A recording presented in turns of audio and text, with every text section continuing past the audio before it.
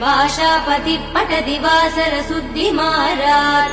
शेषाद्रिशेखर विभो तव सुप्रभातम्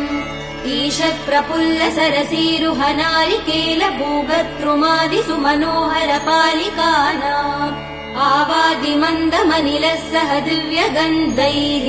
शेषाद्रिशेखर विभो तव सुप्रभातम्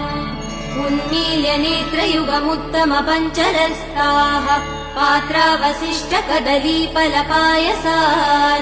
भुक्त्वा सलीलमतकेळि सुखा पठन्ति शेषाद्रिशेखर विभो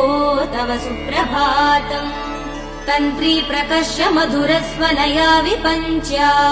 गायत्यनन्तचरितम् तव नारदोऽपि भाषा समक्रम सकृत्करचार रम्यम् शेषाद्रिशेखर विभो